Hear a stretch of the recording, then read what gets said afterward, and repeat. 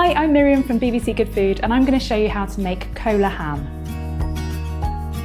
The reason we're using cola on this ham is it's a little bit acidic, so it's going to work on the outside of the meat, tenderise it a little bit and get all of those flavours from our stock pot into the meat. So first thing I need to do is prep our stock vegetables. I've got a carrot, I'm just going to roughly chop.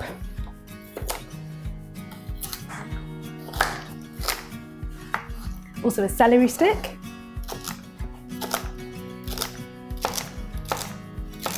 And 1 onion. That just needs to be peeled and quartered.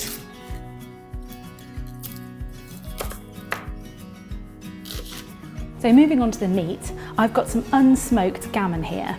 So ham is what we call the meat when it's cooked, and gammon is pork that's been brined or cured in salt. I've got 2 kilos in my pan, and I'm going to add my stock vegetables. Also a cinnamon stick, half a tablespoon of peppercorns, and a bay leaf. I'm using unsmoked gammon because we're adding so many other layers of flavour in here, so you don't need that extra smoky flavour. So into the pot, I'm going to add the cola.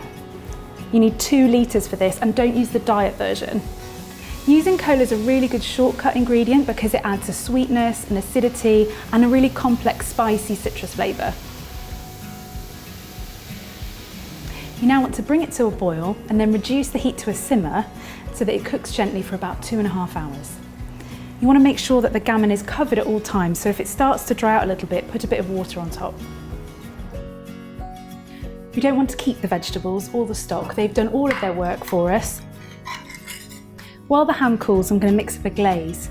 What we've got going on in the ham is it's a really nice salty flavour, then there's a lovely spicy edge that we've got from boiling it in the cola, and now by making a glaze we're going to get some really delicious like toasty caramel flavour.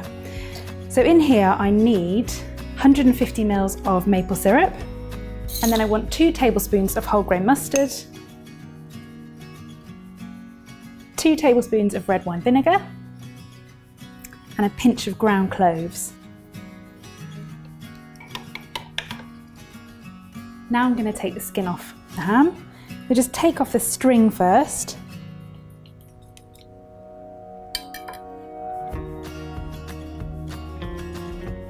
And now I'm going to cut the skin away, but leaving a good layer of fat. I'm cutting the skin away because it'll end up really tough and rubbery if we leave it on. And I want to expose the fat, which is going to make the ham really lovely and moist, and it'll crisp up when we put the glaze on as well. Once you've taken all the skin off, you need to score it in a crisscross pattern, and that's going to help it be extra crispy. It's going to look really nice, and it'll help get the glaze right in there. Don't cut into the meat, you just want to score the fat.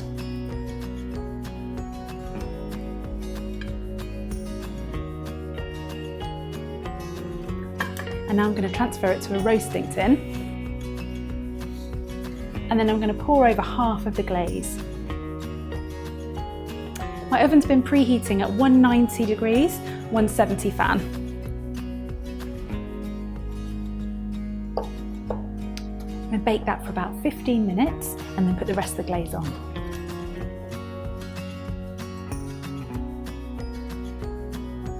So after a quarter of an hour, I can put the rest of the glaze on.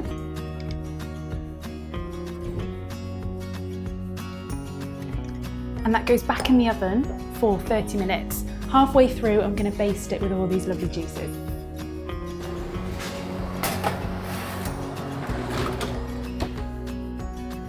Ham is cooked and it smells amazing. I'm going to do one final basting and leave it here just to rest for about 10 minutes. Then transfer it to a platter so I can serve it. You can serve it warm, be absolutely delicious, or you can cool it down and serve it cold.